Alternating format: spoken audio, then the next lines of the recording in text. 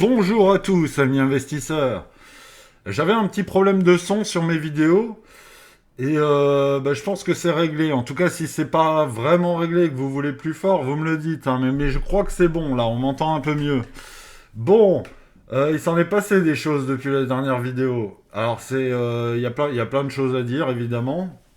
Gros dimanche de merde, hein, dimanche une clôture weekly absolument sale. Comme vous pouvez le voir, ça c'est la bougie weekly. On est passé baissier officiellement, hein, officiellement en weekly. Ça veut dire beaucoup de choses. Ça veut dire beaucoup de choses. Parce qu'avant, j'anticipais des trucs. Maintenant, c'est confirmé. Voilà. Et on est même baissier monthly, hein. Alors, quand on vous dit des zooms, ouais, c'est boule, attention, hein, attention, hein. Toutes ces conneries qu'on entend, c'est du délire, hein. Mais là, les plus sceptiques, ceux qui voulaient pas y croire, je pense que là, ils commencent quand même à se dire, ah là, il y a peut-être quelque chose. En tout cas, on est baissier en weekly.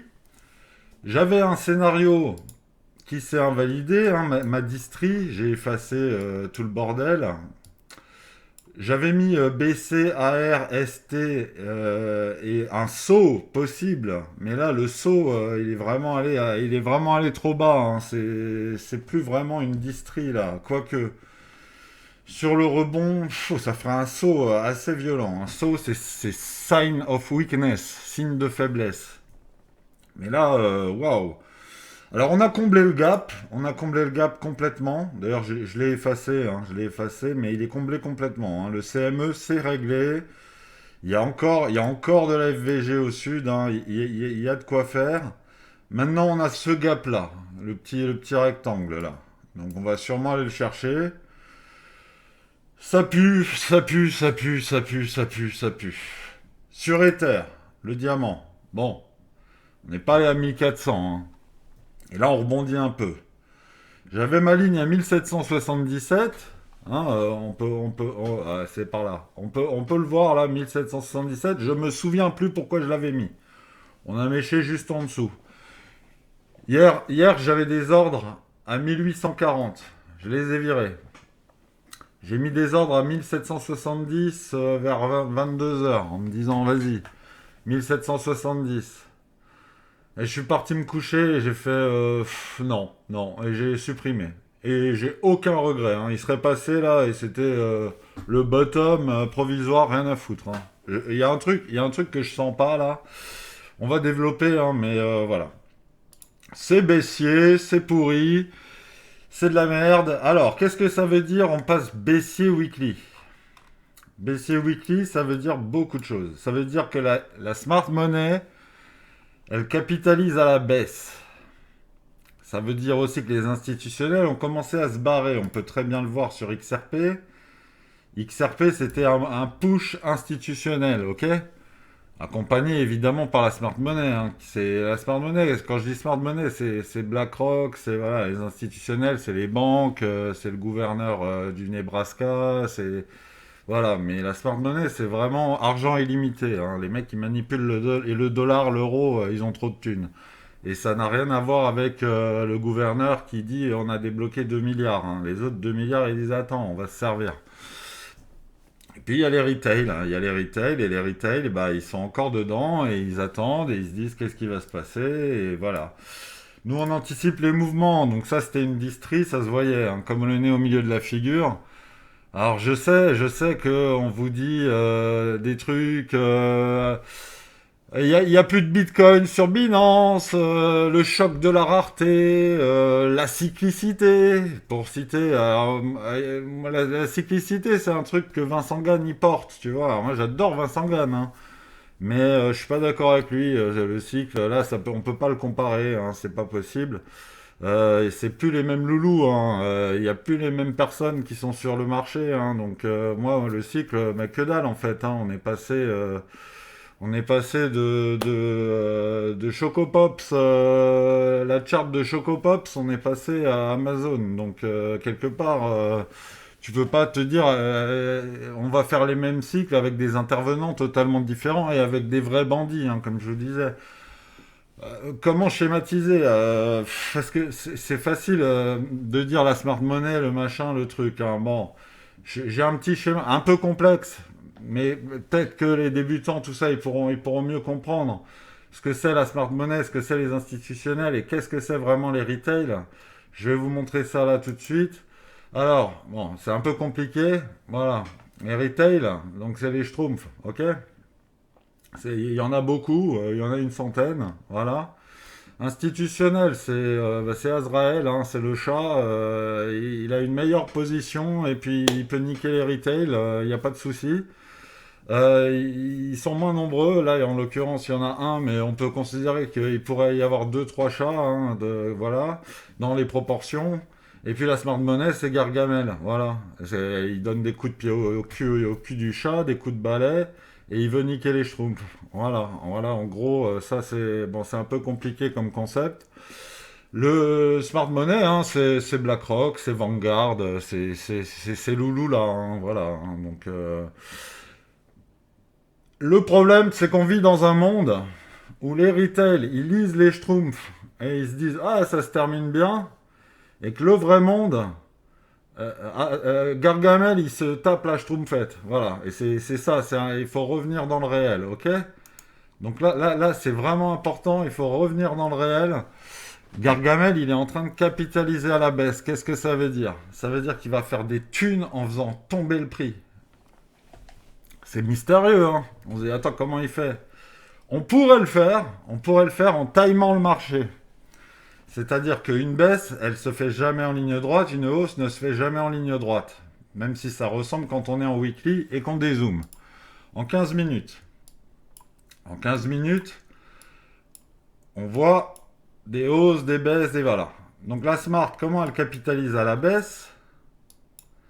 Elle vend massivement sur un mouvement qu'elle a créé pour faire FOMO. Elle vend massivement. Ok? Elle va racheter. Elle crée de la liquidité. En fait, pour faire le schéma simple, c'est un carnet d'ordre. Quand tu achètes, t'achètes pas comme au supermarché, tu prends. Il faut vraiment qu'il y ait un mec en face qui dise je vends au prix exact où tu le veux, si tu mets en ordre limite. S'il n'y a pas l'acheteur, si tu vends, le carnet d'ordre, il va chercher un mec. Si tu achètes au prix market, il va chercher un mec qui est au bon prix. Et si tu vends comme un ouf, tu fais décaler le carnet d'ordre. C'est-à-dire que la Smart, avec son argent illimité, si maintenant elle vend tout ou qu'elle short à mort en mode rien à foutre, machin, Bitcoin il va à 20 000. Donc c'est pas dans son intérêt. Son intérêt, c'est de vendre à chaque fois à des prix raisonnables et de liquider, liquider, liquider, et de créer cette liquidité. La liquidité, c'est nous, mais c'est aussi les institutionnels. Gargamel, il met des coups de pied au cul du chat, d'Azrael. Donc il se sert aussi des banques pour les enfiler, ok? C'est par des mouvements d'espoir. C'est faire des W comme ça. Le W, il va remonter, il va combler le gap, on va redescendre. Et on sera toujours sur des hauts de plus en plus bas.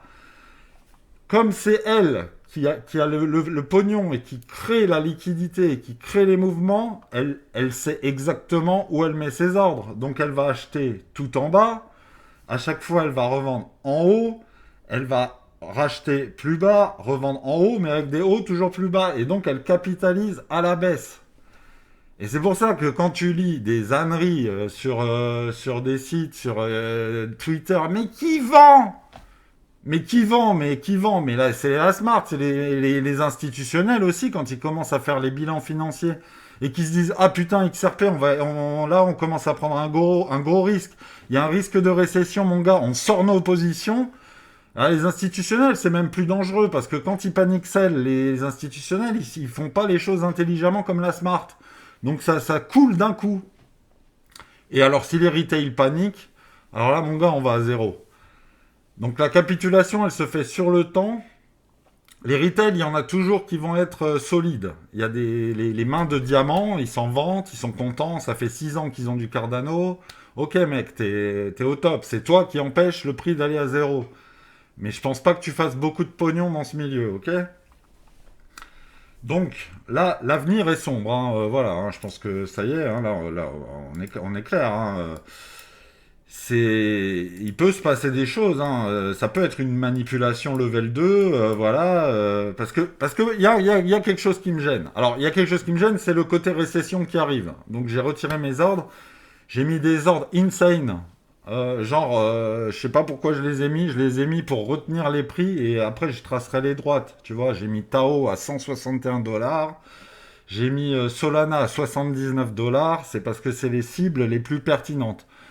Mais c'est pas pour tout de suite, ça c'était pour la mémoire. Mais en gros, j'ai plus d'ordre. J'achète pas, j'achète pas. Il n'y a pas de j'achète le dip. Bon gars, là, on construit la baisse. Comme on a construit la hausse pendant des mois, on peut baisser là. On peut. C'est pas obligatoire. On peut être à 130K dans 6 mois. Voilà, je m'avance pas.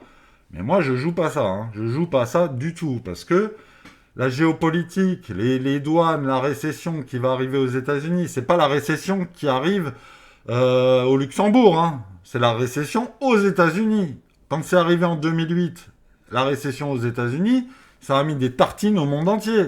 Ok. Si demain la Chine a une méga récession avec son immobilier de bâtard, parce que eux, ils sont sur, c'est des funambules, hein, ils sont dans. Attention aussi, bah pareil, on va le sentir passer. Donc voilà, ce risque-là, je peux pas le prendre. Je peux pas le prendre. Donc c'est perso, hein, voilà. Il y en a qui se disent, vas-y.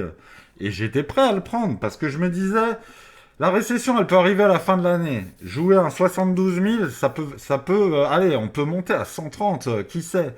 Donc je peux jouer ça. Si j'achète à 70 000 ou 72 000 et que je vends à 130, c'est royal, c'est royal, ok. Et c'est royal. T'as pas besoin d'avoir 5 bitcoins. Hein. Dis-toi bien que si t'as 1000 balles, c'est royal de vendre à presque x2. Il faut vraiment sortir je lis les schtroumpfs et ah c'est génial, ça finit bien. Quand tu fais x2, t'es le roi des retail. T'es le schtroumpf joyeux, ok. Là, vous allez les voir, les schtroumpfs grognons, hein, qui étaient en mode... c'est eux qui te sortent les objectifs, qui rendent fou et qui font faire n'importe quoi. Et souvent, mais c'est pas de leur faute, hein. Ils répètent ce qu'ils entendent aussi, hein. Voilà, hein. Ça, il faut vraiment se sortir de tout ça. Hein. Fait à 15 $, c'est pas sérieux, c'est pas sérieux, c'est pas sérieux. Il a été dilué de ouf avec les fusions, hein, et c'était pas les fusions Sangoku Vegeta et ça donne Gogeta, hein. Non, non, non, c'était des fusions de daube, hein. Le mec, il a raté, il est fat, et il fait, bon, on doit recommencer où on met des potas là, hein, mais là, on s'est foiré de ouf. Ça a dilué à mort, et en fait, il a été jusqu'à 3,50, fait, je prends cet exemple, hein, mais voilà, hein, pour vous dire. Et maintenant, l'ATH en market cap, il est à 2,30, un truc comme ça. Donc déjà, tu vois, quand tu dis 15 $, mais tu te rends compte que 3,50, c'était déjà une dinguerie, que le token a été dilué et que tu espères qu'il va faire 15. Mais trouve l'argent, hein, mon gars. Hein. Explique-moi d'où il vient l'argent. Hein. Bref, on s'énerve pas, on s'énerve pas. C'est vrai que après moi ça m'énerve pour les bros qui sont coincés. Il y a plusieurs choses que tu peux faire si t'es coincé. Genre t'es coincé de ouf. C'est faire faillite. Faire faillite. C'est chelou hein, ce que je dis. Faire faillite, ça peut prendre plusieurs formes. Faire faillite, ça veut dire attends, là c'est plus possible. Je me fais baiser. Il y a Azrael qui est dehors, il y a Gargamel qui a le balai, et moi je suis dans la maison de Gargamel, et ça va pas du tout. Première façon de faire faillite, tu mets toutes tes cryptos, tes banques, tes RSR, tes XRP, ton Bitcoin, sur la Ledger, et la Ledger tu la mets sous ton lit, et tu joues à Suikoden. Voilà, et tu oublies un peu tout ça. Et tu laisses filer. Et si ça va à 120, tu t'en fous. Tu dis, mec, il y a une récession qui arrive soit dans 6 mois, soit dans un an, mais elle va arriver. C'est avec le post-Covid, bordel, tout ça, les faillites des banques, qui arrive aux États-Unis. Le taux de délinquance des cartes de crédit, mon gars, il y a des trucs, il y a des chaînes de cartes de crédit, c'est 11% des gens qui payent plus les traites. Les banques, elles vont commencer à saigner du cul. Ok? Il y a quelque chose qui est catastrophique dans l'économie actuelle. On est dans une bulle, mais c'est comme d'hab. Et le Bitcoin avait été créé pour éviter ça. Et les mecs qui sont rentrés dans le Bitcoin, et quelque part, ils vont nous faire vivre ça sur le Bitcoin. L'ironie, quoi. Bon, bah, Satoshi revient, et quand il n'y aura plus que les institutionnels et BlackRock, mets-leur ton million de Bitcoin dans la gueule et règle-leur la gueule. Bon, ça, c'est mon rêve. Mais, et par contre, il ne faut pas que je sois sur Bitcoin quand il fait ça, Satoshi, hein. On s'arrange, prévient les retail, je sais pas, envoie des mails, fait un truc, mais il faut faire quelque chose à un moment, parce que là, on a laissé rentrer le loup dans la bergerie, hein. Et on le voit, hein. Je vous parlais dans ma vidéo numéro 2 du Power of 3. Alors c'est Power of 3. Accumulation, manipulation. Ça, quand t'as pas la smart money, t'as pas ce genre de setup. T'as pas ce genre d'enculade là. Ça, c'est de l'enculade. Et ça, on le voit. On peut le voir. Même nous, retail, on peut le voir. On peut anticiper. Quand on sera trop à le savoir et à le voir, ils trouveront d'autres arnaques. Ils trouveront un autre moyen. Mais en tout cas, voilà, c'est vraiment la capitalisation à la baisse. On a un dernier rebond. Alors donc, je vous ai parlé de la première façon de faire faillite. Tu mets tout sur la ledger, tout voilà. Deuxième façon de faire faillite, tu vends tout. Tu vends tout alors que ça baisse. Catastrophique. Moi, je ne ferais pas ça. Mais ça peut te libérer l'esprit. Et tu te dis, ok, je me suis fait enfiler. J'ai suivi Crypto Benzo Kappa 38 toute l'année. Il m'a raconté que des conneries. À cause de lui, j'ai acheté du Caspa, j'ai acheté du CKB et du Anker. Et j'ai le cul en chou-fleur. Tu retiens la leçon. Tu prends une claque dans la vie, c'est normal, c'est la crypto, c'est même la vie tout court. Mais si dans 2 ans, quand ce sera la récession, que ce sera tout en bas, et que tu attends et que tu refais les mêmes conneries et que tu achètes en haut, parce que pardon, hein, tu vois, ce qui fait que j'ai viré mes ordres aussi, c'est que là, on n'est pas dans une zone d'achat, mon gars, c'est là la zone d'achat. Donc on attend. Si ça va là, ça recommence à être des zones d'achat, mais même pas, tu vois. Il faut voir comment se comporte le marché et si l'économie se reporte mieux et si elle est assainie. Elle n'est pas saine du tout, là, l'économie. Donc c'est pas juste une question de est-ce que voilà. Mais bon, là où j'ai mis le trait, parce que je fais mes traits comme un connard, comme d'hab, et je sais pas dessiner. Là, on est à 47 000. Là, c'est bon. Du Bitcoin à 47 000, j'achèterai. C'est sûr, c'est sûr. DCA, tranquille, c'est certain. Mais pas sur une ligne droite, hein. Si on fait vraiment ligne droite comme ça, non, t'attends un peu que ça fasse ça pendant 3 4 mois, tu vois. Et là, tu te dis, allez, j'ouvre le DCA. Voilà. Le fait de faire faillite et d'accepter la défaite, ça te libère aussi d'un poids. Si tu te dis, j'assume. Un bon chef d'entreprise, il peut faire faillite. Il n'y a pas de souci. Il fait faillite. Et la plupart, ils font faillite, ils abandonnent. Plus jamais la crypto, par exemple. Ok? Les grands de ce monde, les grands entrepreneurs, quand ils te racontent leur histoire, ils te disent, mais j'ai fait 15 fois faillite, mon gars, avant d'avoir ma boîte de ouf qui a fait de moi un millionnaire. Il a juste le mental de recommencer derrière et de se dire, je vais faire mieux. Mais là, il y a des grosses leçons à retenir, hein. Il y a des grosses leçons à retenir. Chacun a ses leçons à prendre. S'il y a un côté addictif, s'il y a un côté... Moi, au jour le jour, j'ai besoin d'acheter, j'ai besoin de vendre. Ça, c'est aussi un truc à régler. C'est un truc à régler. Moi, j'en ai rien à foutre que ça ait baissé, que les alts, ils aient des prix de ouf. Ils sont encore trop hauts pour moi. Parce que la situation est mauvaise. Donc, on achète rarement, on vend sérieusement, pas gourmand, tu vois, des trucs comme ça. Ça, c'est perso, hein, pareil, hein. Peut-être que ça vous réussit, hein, de tous les jours acheter, vendre en spot, machin. Si vous êtes sur Trade Republic, Bitpanda, Plume, petit conseil d'amis, cassez-vous, hein. Vous avez des frais, c'est un cauchemar, hein. Vous savez pas, hein. C'est pas pour faire la pub de Binance ou Coinbase, mais allez sur un exchange, hein. Faut pas prendre des intermédiaires, hein. Ils vous facturent ça, voilà, encore une parenthèse. Je digresse, hein. De toute façon, c'est ça l'impro, hein. Là, la vidéo, elle est longue, hein, mais tant pis.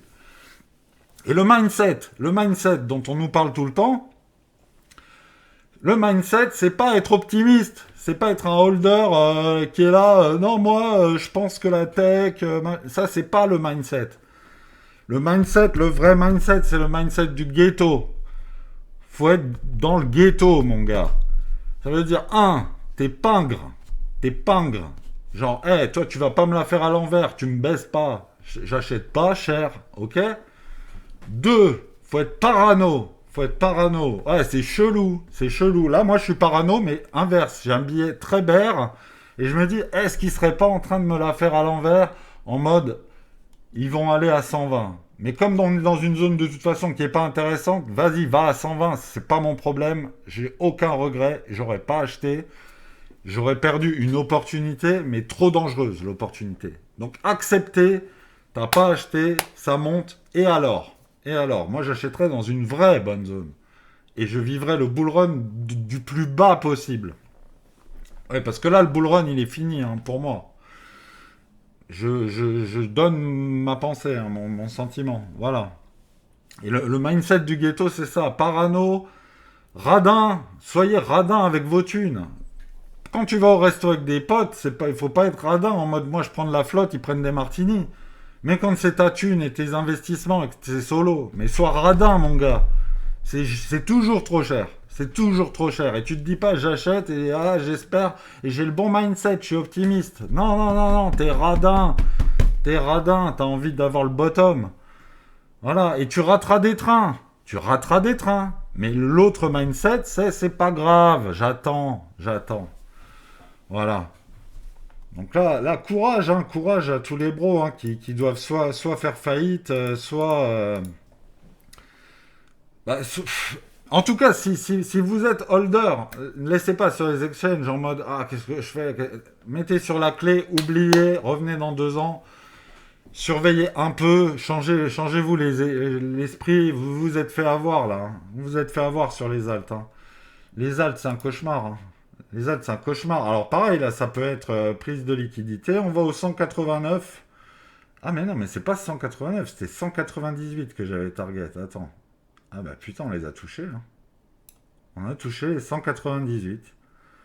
C'était ma cible sur les alts. S'il y a un rebond là, si on casse ce high, si on va aux 270 milliards, il y a peut-être moyen de sortir. En tout cas, j'ai dit comment faire faillite, j'ai pas dit faites faillite. Hein. Ne me faites pas voilà, hein, dire ce que j'ai pas dit. Hein. En fait, le billet, il est tellement vénère là que je suis méfiant. Et là, sur la montée, j'étais grave méfiant et c'est pour ça que j'ai vendu en décembre. Parce que voilà, j'étais méfiant. Ça m'a réussi. On aurait pu aller à 150 000 et j'avais peur. J'avais peur qu'on aille à 200 000. Parce que si j'avais vendu mon Bitcoin à 106 000, comme je l'ai fait, s'il allait à 200 000 en bear market ou en récession ou grosse chute, il pouvait aller quasiment à mon prix d'achat. Et là, si on a eu le top à 109, 106, c'était un très bon prix, quoi, de vente. Mais c'est un peu, voilà, c'était tendu, hein, mais la méfiance, toujours la méfiance. Voilà, je vais vous quitter sur un peu de sagesse populaire, un peu retail. On se détend et ouais, il faut respirer, hein, faut respirer. Je suis pas allé trop dans le détail, hein, mais voilà, il y avait quand même tellement de choses à dire et puis elle est interminable la vidéo. J'espère que le son c'était mieux. Vous me dites dans les commentaires hein, si jamais. Et puis demain, on va aller plus dans le détail de ce qu'on peut faire. Hein. Là, on va sûrement rebondir chercher le gap et après mystère, mais on est passé baissier weekly et ça c'est grave. C'est grave. Et même monthly, c'est pas beau du tout. Donc voilà. Je vous souhaite une bonne journée, amis investisseurs. Allez, j'essaierai de faire plus court la prochaine fois. Et puis, je vous souhaite quand même une bonne journée, une bonne semaine. Et puis, gardez le moral, les bros, hein, si vous êtes dedans. Et si vous avez du cash, soyez prudents aussi. Hein. Soyez très prudents. C'est le plus important. Allez, salut, à demain.